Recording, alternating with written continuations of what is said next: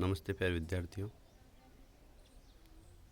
आज हम कक्षा 12 की हिंदी साहित्य की पुस्तक सरयू के पद्यभाग के तीसरे पाठ रहीम को पढ़ने जा रहे हैं।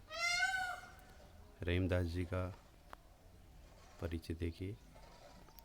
हिंदी साहित्य की समृद्धि में मुस्लिम कवियों का विशेष योगदान रहा है, जिसमें चाहे हम रहीमदास जी की बात करें, रसखान की बात करें, और भी अन्य अनेक कवि हुए हैं जिन्होंने हिंदी साहित्य को समृद्ध बनाया है। इन कवियों में रहीम नाम से विख्यात अब्दुल रहीम खान खाना का प्रमुख स्थान है। इनका जन्म सन 1556 ईस्वी में सम्राट अकबर के संरक्षक एवं परम विश्वास पात्र बैरम खां के घर लाहौर में हुआ। माता का नाम सुल्ताना बेगम था, रहीमदास जी की माँ का नाम। रहीम को वीरता, राजनीति, राज्य संचालन, दान आदि गुण अपने माता पिता से विरासत में प्राप्त हुए थे। बैरम खां जो थे, इनके जो पिताजी, वो सभी गुणों से युक्त थे और ये सभी गुण रहीम में भी मौजूद थे। सन 1562 ईस्वी में बैरम खान की मृत्यु के पश्चात रहीम की शिक्षा दीक्षा का प्रबंध अकबर ने स्वयं किया। मुग़ल सम्राट जो अकबर थे, उनके संरक्षण में इनकी शिक्षा दीक्षा हुई रहीम की। रहीम तुर्की, अरबी, फारसी, उर्दू, हिंदी, संस्कृत आदि अनेक भाषाओं के जानकार थे। कहने का तात्पर्य बहुभाषाविद थे, अनेक भाषाओं के ज्ञाता थे। अकबर इनकी बुद्धिमत्ता, वीरता आदि से इतना प्रभावित हुआ कि उसने शहजादों को दी जाने वाली उपाधि मिर्ज़ा खान से सम्मानित किया। अकबर ने रहीमदास जी को मिर्ज़ा खान की उपाधि से सम्मानित किया। रहीम का देहावसान सन 1626 ईस्वी में हुआ। जैसा कि ऊपर वर्णन हो चुका है, रहीम बहुमुखी प्रतिभा के धनी थे एवं उनके व्यक्तित्व में विविध गुणों का विलक्षण योग था। वे मुसलमान होकर भी कृष्ण भक्त थे। वे एक ही साथ उनमें अनेक गुण थे: सेनापति, प्रशासक, आश्रयदाता, दानवीर, बहुभाषाविद, कला की को परखने में निपुण और राजनीतिज्ञ तथा प्रत्युत्पन्नमति, कहने का तात्पर्य शीघ्र सोच विचार करने वाली बुद्धि वाले थे। उनके दोहे ब्रजभाषा में, बरवे अवधी में तथा मदनाष्टक खड़ी बोली में है। उन्होंने रचनाएं की है ब्रजभाषा में, अवधी में, खड़ी बोली में। नीचे जिक्र होगा इन रचनाओं का। और रहीम की रचनाएं जीवन रस से परिपूर्ण है। जीवन का जो रस है, आनंद है, वो इनकी रचनाओं में भरा हुआ है। मानसिक औदार्य, उदारता, मन से भी हम दूसरों के प्रति उदारता का भाव रखें। वो सांस्कृतिक विशालता और धार्मिक सहिष्णुता, सहनशीलता से तात्पर्य सहनशीलता, मानवीयता इनकी रचनाओं के केंद्र में है। ये सारे जो गुण हैं, श्रेष्ठ गुण इनकी रचनाओं में हैं। इन्होंने ब्रज अवधी खड़ी बोली की सहज, सरल एवं बोधगम्य भाषा का प्रयोग किया है। इनके काव्य में नीति, भक्ति, प्रेम और श्रृंगार का सुंदर समावेश है। इनका जो काव्य है, इन्होंने जो काव्य रचा है, उसमें नीति की बातें उसे कहते हैं जो हमें सही रास्ते पर ले जाए, जो जीवन जीने का सही तरीका बताए, अच्छी ज्ञान की जो बातें होती है, अच्छे व्यवहार की अच्छा जीवन जीने का ढंग सिखाने की जो बातें, वो नीति की बातें हैं। वो रहीम ने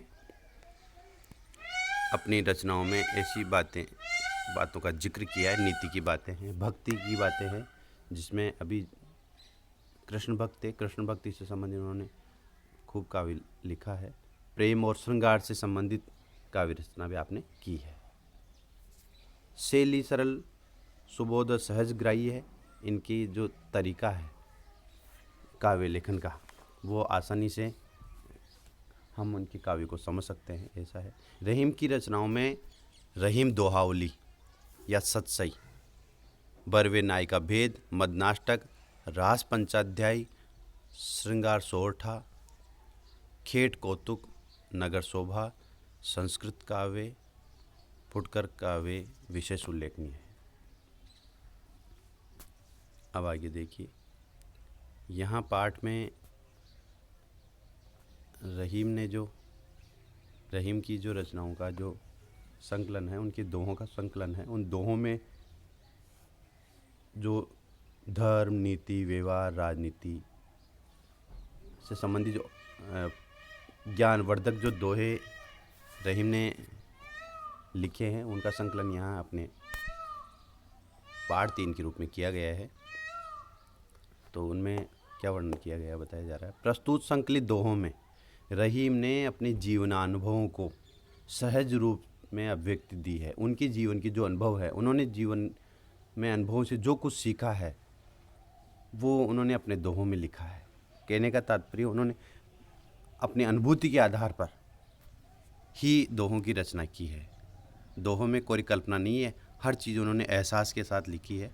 रहीम मानते हैं कि मनुष्य को अपना स्वाभिमान बराबर बनाए रखना चाहिए। उन्होंने दोहों में जिक्र किया है कि व्यक्ति को अपना स्वाभिमान किसी भी स्थिति में नहीं खोना चाहिए। एक बात ये। दूसरी बात, संगति जीवन को पर्याप्त प्रभावित करती है। हम जैसी संगति करेंगे, जैसे लोगों की संगति करेंगे, जैसी अच्छी बुरी वस्तुओं के संपर्क में आएंगे, संगति में आएंगे, उसका प्रभाव हम पर पड़ता है। फिर आगे बताया है, मनुष्य जैसे आचरण वाले लोगों के साथ रहता है वैसा ही बन जाता है। ये संगति वाली बात थी। हम अच्छे लोगों के साथ रहेंगे तो अच्छे बन जाएंगे, और बुरों के साथ रहेंगे तो बुरे। तीसरी बात उन्होंने बताई है, परंतु जो उत्तम प्रकृति के होते हैं उन पर बुरे लोगों का प्रभाव वैसे ही नहीं पड़ता जैसे चंदन के वृक्ष पर सांप लिपटे रहने पर भी चंदन अपनी सुगंधी नहीं छोड़ता।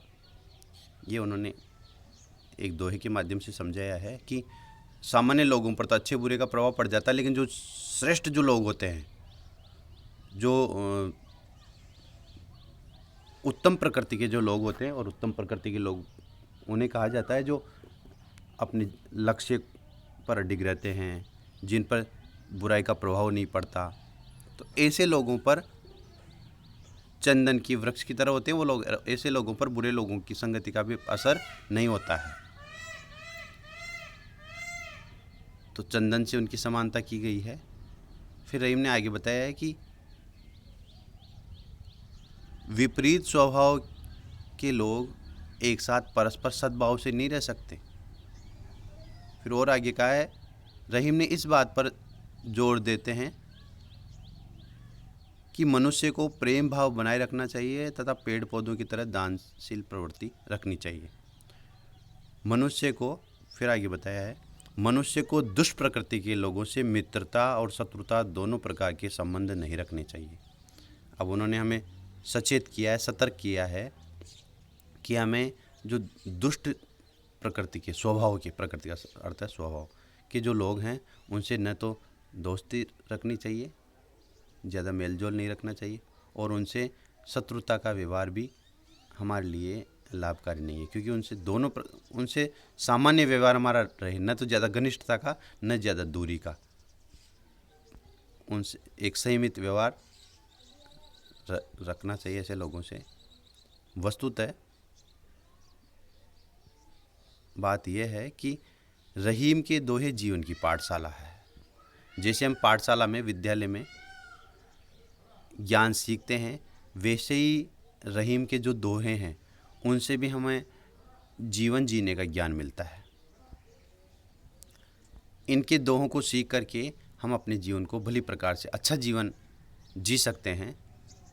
तो उन दोहों में बताया है जिनमें धर्म, नीति, व्यवहार, राजनीति आदि जीवनोपयोगी विषय अभिव्यक्त हुए हैं। अभिव्यक्तन बताया गया है। जीवनोपयोगी विषय, जीवन के लिए जो उपयोगी जो बातें हैं, जिनमें धर्म है, धर्म से तात्पर्य है कर्तव्य, मेरा क्या कर्तव्य है, तो उस कर्तव्य का जिक्र भी, क्या कहाँ कहाँ व्यक्ति का क्या कर्तव्य बनता है जीवन में, वो कर्तव्य की तरफ भी ध्यान रहीम ने दिलाया अपने दोहों के माध्यम से। नीति, जिसकी हमने बात की है, सही रास्ते पर ले जाने वाली जो बातें हैं, ज्ञान की बातें हैं, अच्छे व्यवहार करने की जो बातें हैं, नियम है, ढंग है, तरीके हैं, वो नीति की बात है, वो सब रहीम ने अपने दोहों में बताई है।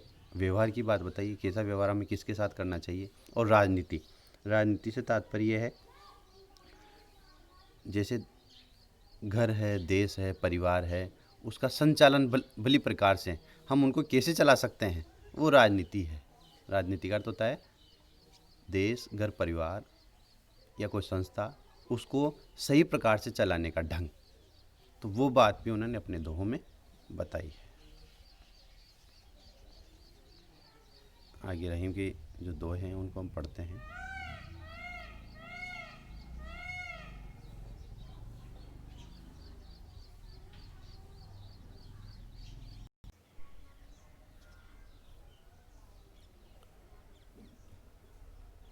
अच्युत चरण तरंगिनी, शिव सिर मालती माल, हरि न बनाओ सुरसुरी, कीजो इंदव भाल। रहीमदास जी, सुरसुरी अर्थ है गंगा मैया के लिए है। सुरसुरी सब संबोधन चिन्ह है। संबोधन को सबसे पहले हम लेते हैं व्याख्या में, चाहे हिंदी की व्याख्या हो चाहे संस्कृत की।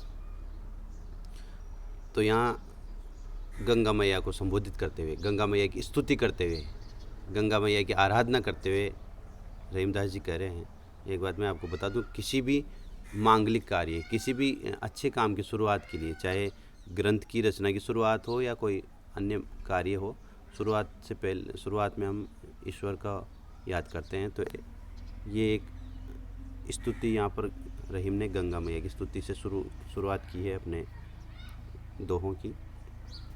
तो गंगा मैया को संबोधित करते हुए कह रहे हैं कि हे गंगा मैया, अच्युत चरण तरंगिनी। आप, अच्युत का अर्थ है भगवान विष्णु, और चरण का अर्थ उनकी चरण है, और तरंगिनी का अर्थ आप वहाँ से निकलती हैं। तरंगिनी नदी का ही पर्याय है। तो आप भगवान विष्णु के चरणों से निकलती है। शिव सिर मालती माल, यहाँ पर अनुप्रास का अच्छा प्रयोग किया है रहीमदास जी ने। और शिव, भगवान शिव, और उनका सिर, और मालती का तात्पर्य मालती के पुष्पों की माला की तरह, शिव सिर मालती। आप भगवान विष्णु के चरणों से निकलती हैं और भगवान शिव के सिर पर मालती के पुष्पों की तरह, मालकट माला, पुष्पों की माला की तरह, मालती के पुष्पों की माला की तरह सुशोभित हैं। गंगा मैया का ऐसी हमारी पौराणिक मान्यता है कि भगवान शिव की जटाओं में विराजमान है, और क्षीर सागर में जहाँ भगवान निवास करते हैं, उन्हीं भगवान विष्णु के जो चरण हैं वहाँ से गंगा मैया का उद्भव बताया गया है। तो उन्हीं पौराणिक मान्यताओं को आधार लेकर रहीमदास जी ने वर्णन किया है। तो उन दोनों बातों में एक तुलनात्मकता देखते हुए रहीमदास जी कह रहे हैं कि हरि न बनाओ सुरसुरी।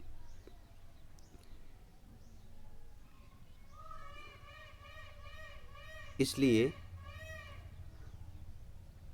हे गंगा मैया, आप मुझे,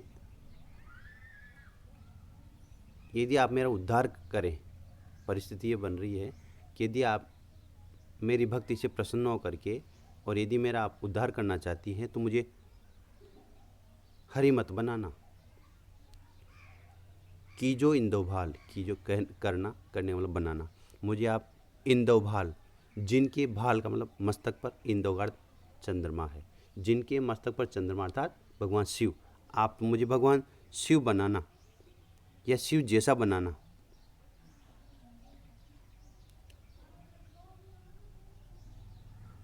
कहने का तात्पर्य, उन्होंने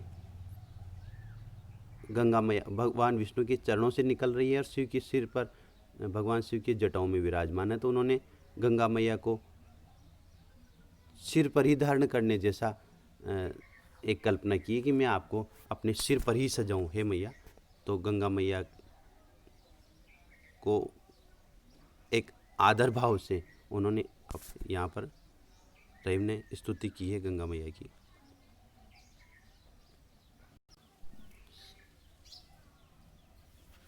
दूसरे दोहे में देखो, मान सहित मरिबो भलो,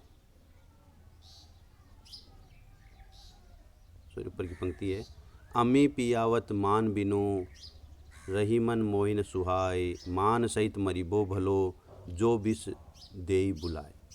रहीमदास जी आगे वर्णन करते हुए कह रहे हैं कि व्यक्ति को पहले परिचय में पंक्ति आई थी कि मनुष्य को अपना स्वाभिमान बराबर बनाए रखना चाहिए, स्वाभिमान को कभी नहीं छोड़ना चाहिए।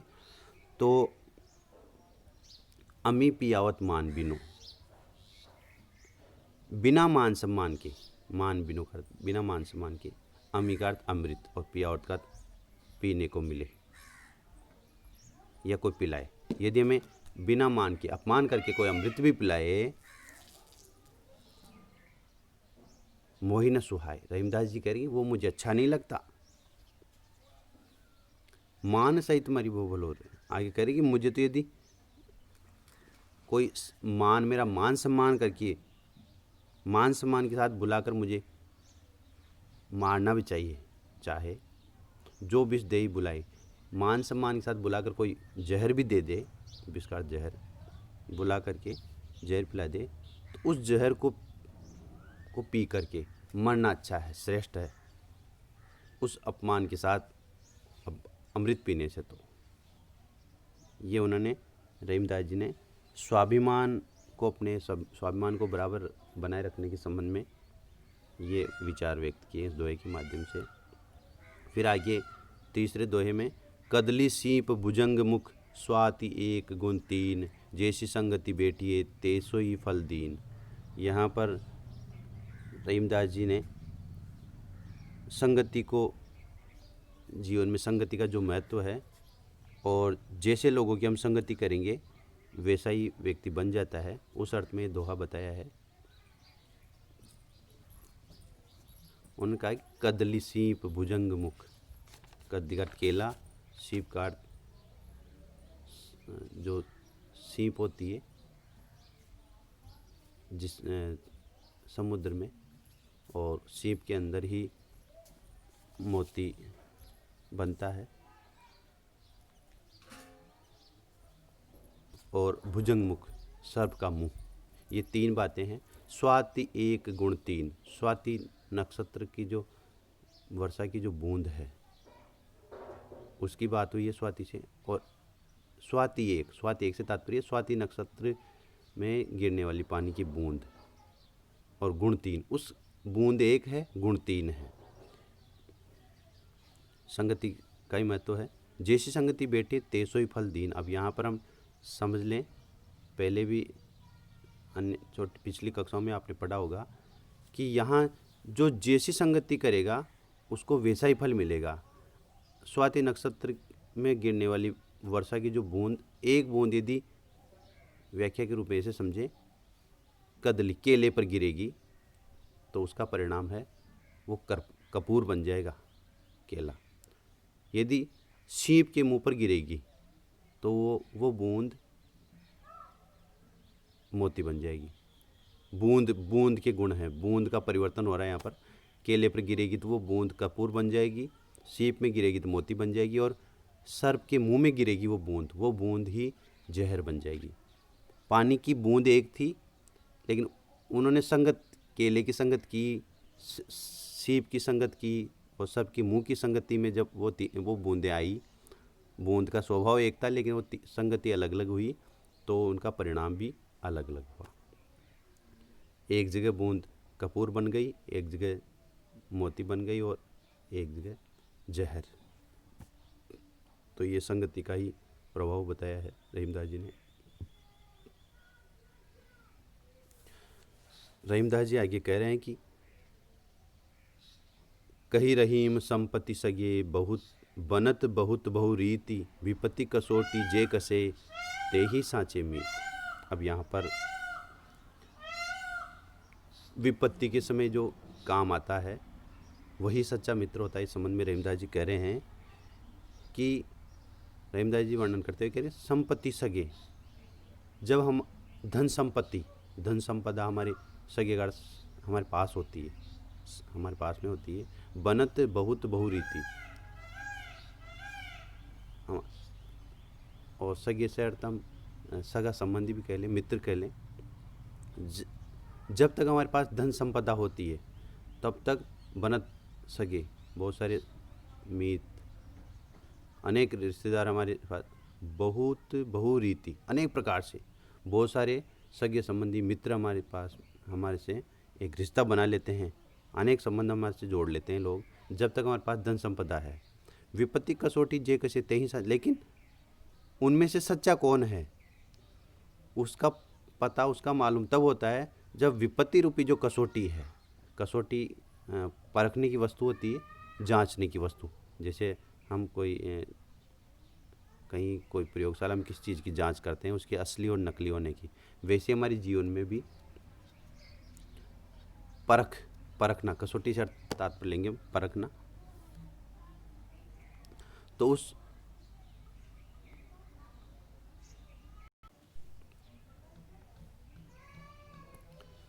यह विपत्ति कसौटी में रूपक अलंकार है।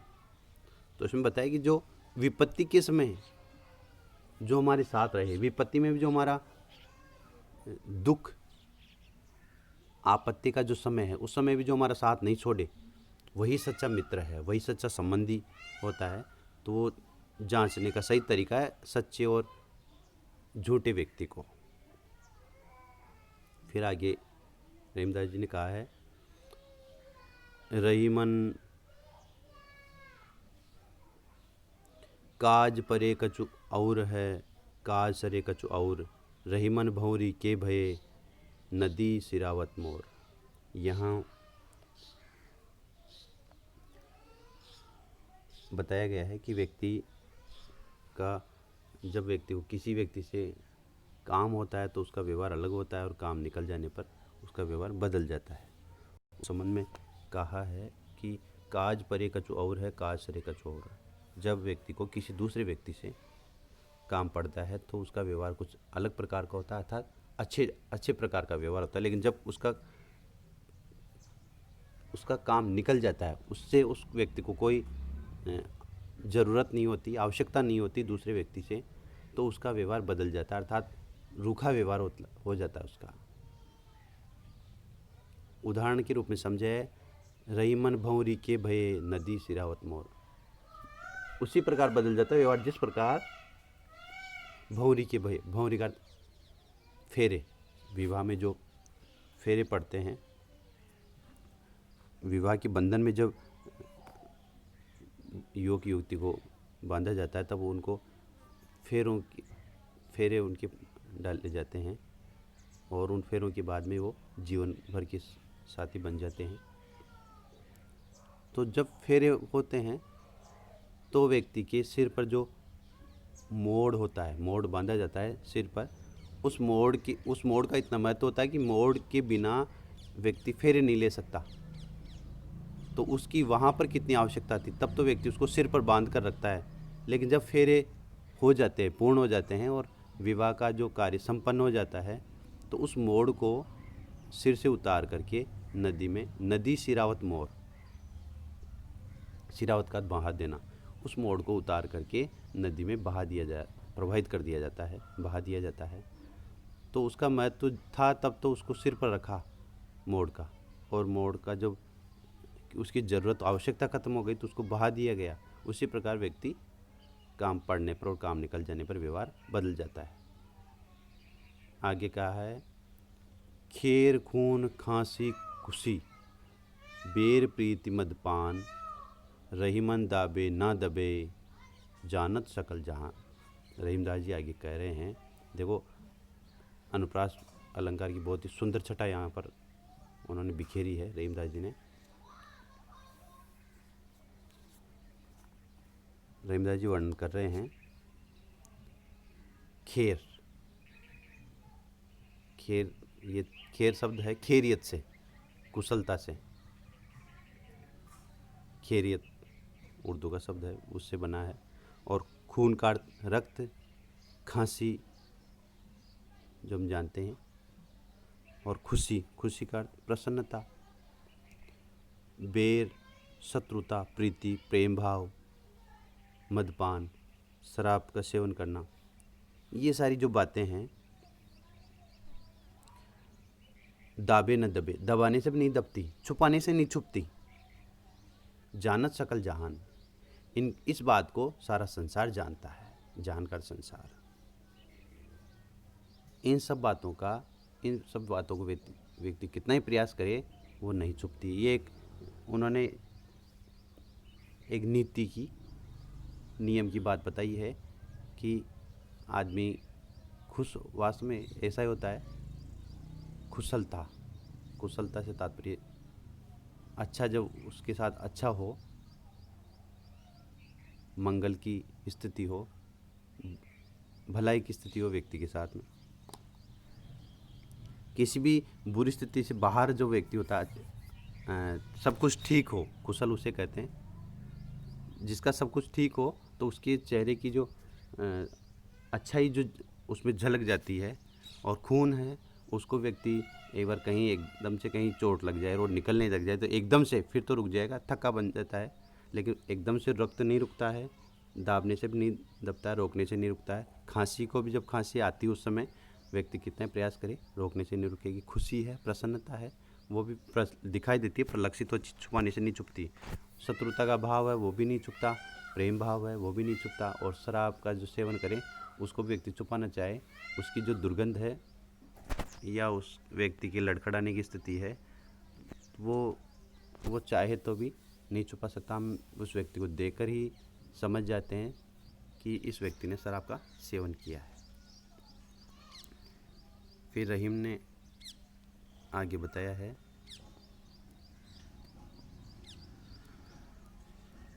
जो रहीम उत्तम प्रकृति का करी करत कुसंग, चंदन विष व्यापत नहीं, लपटे रहत भुजंग।